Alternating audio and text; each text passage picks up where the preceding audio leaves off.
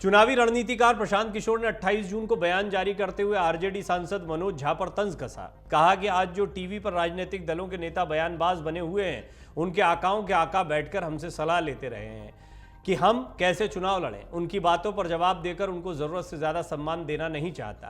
पीके ने कहा कि जहां तक बात दूसरे तीसरे मोर्चे की हो रही है, तो आप इतनी समझ रखिए कि कोई दल या मोर्चा अगर मैं बनाऊंगा तो वही एक मोर्चा बिहार में बचेगा, दूसरा कोई नहीं बचेगा। पीके बोले, मैंने जो किया है वो देश के सामने है। प्रशांत किशोर ने आगे कहा कि लोगों को एहसास नहीं है कि मैं कितनी बड़ी व्यवस्था बना रहा हूं। मैंने काम छोड़ा है, उसकी समझ नहीं छोड़ी है। मैंने जो अपने जीवन में काम किया है उसमें कुछ कहने की ज़रूरत नहीं है, वो देश के सामने है। नीतीश कुमार ही क्यों, मैंने मोदी के लिए भी काम किया है। इसके अलावा 10 राज्यों में चुनाव जितवाए हैं। नीतीश कुमार की पार्टी के पास इतना पैसा नहीं है, ये बात भी पीके कह रहे हैं। अपने बारे में बताते हुए प्रशांत किशोर ने कहा, मैंने जो भी किया खुद के स्तर पर किया। हमारे पिताजी ने मुझे कुछ नहीं करके दिया है। नीतीश कुमार मुझे क्या धन देंगे? अगर मुझे धन चाहिए ही होगा तो इतने बड़े राज्यों में सरकारें बनी हैं जिसको बनाने में मैंने कंधा लगाया है। नीतीश कुमार की पार्टी के पास इतना पैसा नहीं कि वो मुझे धन दे पाए।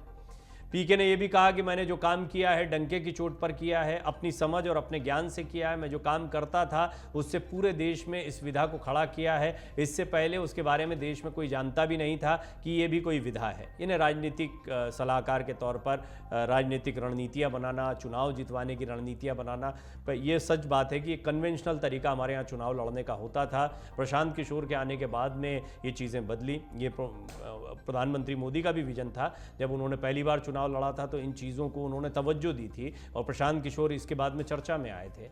और ऐसा कोई राजनीतिक दल नहीं बचा जिससे फिर ज़रूरत नहीं महसूस हुई हो। आप अभी जो कांग्रेस का अग्रेसिव चुनाव प्रचार देख रहे हैं, चाहे कर्नाटक हो चाहे भारत जोड़ो यात्रा है, वो भी इनकी पूर्ववर्ती टीम है जो एक ज़माने में प्रशांत किशोर के साथ जुड़े रहे थे, सुनील कानूगोलू। उन्होंने ये रणनीति बनाई। प्रशांत किशोर खुद भी रणनीति बनाते दिखाई दे रहे थे कांग्रेस के लिए। तो चुनावी रणनीतिकारों का अपना महत्व है और इस महत्व को बताने में प्रशांत किशोर ने निश्चित तौर पर एक महत्वपूर्ण भूमिका निभाई है। अब बड़ा सवाल, ये सारी बातें जो मैंने आपको बताई क्यों कहनी पड़ रही हैं?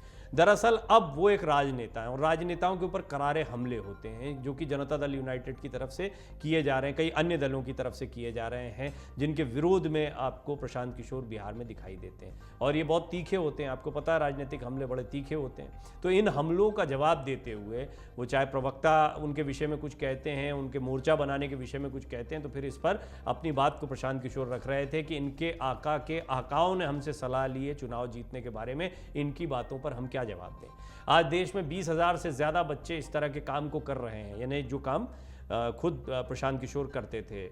विश्लेषण का काम कह लीजिए, चुनावी रणनीति बनाने का काम कह लीजिए, डिजिटलाइज जब हुआ है चुनाव प्रचार तो उसमें किस तरह की भूमिका है, तो उसमें बता रहे हैं कि कैसे उन्होंने रोजगार के अवसर पैदा किए हैं, एक नई विधा को उत्पन्न किया है। आपको ये बता दें कि आरजेडी के सांसद मनोज झा ने कहा कि प्रशांत किशोर की राजनीति समझने के लिए रॉकेट साइंस की ज़रूरत नहीं है।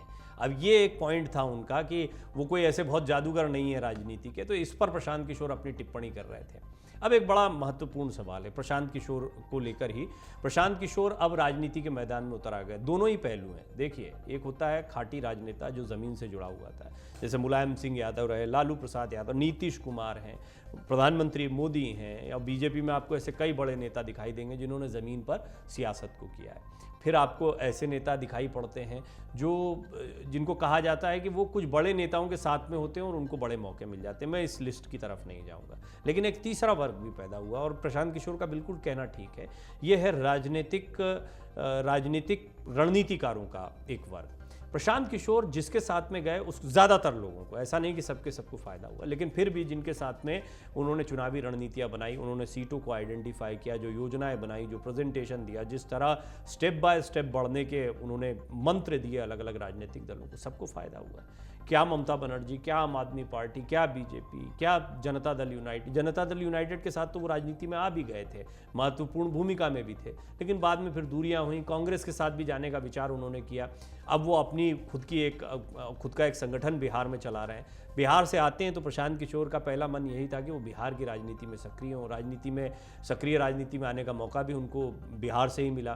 पहले तो उन्होंने रणनीतियाँ बनाई, लेकिन फिर धीरे धीरे वो जनता दल यूनाइटेड के साथ में आ गए थे। खैर, अब दौर बहुत बदल गया है। बिहार में सियासी हवा बहुत गर्म है। आप देखिए, विपक्षी एकजुटता का मंच यहाँ पर बनाया जा रहा है। अगर मैं कोई मंच बनाऊंगा तो फिर वही मंच या वही एक गठबंधन आपको देखने को मिलेगा, ये दावा तक प्रशांत किशोर कर रहे हैं। देखना दिलचस्प होगा कि आने वाले दिनों में प्रशांत किशोर बिहार की सियासत में, विपक्ष की सियासत में या किसी अन्य तरीके से किसके साथ में जाते दिखाई देते हैं। ये बात सही है कि अपने दम पर सियासत करना, एकला चलो की नीति पर सियासत करना, ये बहुत आसान नहीं होता। अरविंद केजरीवाल ने हालांकि ये साबित किया है। देखिए, अरविंद केजरीवाल अन्ना आंदोलन से निकले, एक सामाजिक कार्यकर्ता के तौर पर उनकी छवि थी, भ्रष्टाचार के खिलाफ आंदोलन कर रहे थे। बाद में उनको चैलेंज किया गया कि दम है तो राजनीति में आके दिखाए, राजनीति में आए नहीं, 10 साल में अपनी पार्टी को राष्ट्रीय स्तर की पार्टी का दर्जा दिलवा दिया। तो एक व्यक्ति नई पार्टी को भी इतना आगे ले जा सकता है, इसका बहुत बड़ा उदाहरण अरविंद केजरीवाल है। लेकिन अरविंद केजरीवाल में वो दोनों चीज़ें देखने को मिलती हैं, एक सामाजिक कार्यकर्ता, एक एक्टिविस्ट वो रहे हैं, और उस एक्टिविज्म में कई उनके साथ में संस्थाएं जुड़ी रही, एक बहुत बड़ा नेटवर्क जुड़ा रहा है, इसका बड़ा फायदा मिला अरविंद केजरीवाल को। और मतलब रणनीतिकार की भूमिका में भी थे, फिर अब वो राजनीति में भी जैसे जैसे घुसे, राजनेताओं के साथ में जैसे जैसे उनकी टक्कर होती चली गई, मंजे हुए राजनेता भी बन गए। दोनों पहलू साथ में लेकर चलते हैं। प्रशांत किशोर अभी राजनीति में अपने हाथ आजमा रहे हैं। हाँ, चुनावी रणनीतिकार के तौर पर तो हर कोई उनका लोहा मानता है, बड़े से बड़े रणनीतिकारों में भी उनका नाम बड़े आदर से लिया जाता है, क्योंकि बहुत सफल चुनावी रणनीतिकार रहे। कितने सफल राजनेता बनते हैं तो आने वाला समय बताएगा, और देखना होगा कि तमाम लोगों के लिए रणनीति बनाने वाले प्रशांत किशोर खुद के लिए क्या रणनीति बनाते हैं। अमर उजाला अब आपके टीवी पर भी। अपने स्मार्ट टीवी पर YouTube पर सर्च करें अमर उजाला, चैनल सब्सक्राइब करें और देखें ताजा खबरें, वो भी HD क्वालिटी में। और हाँ, बेल आइकन दबाना ना भूलें ताकि हर खबर हो आपके घर।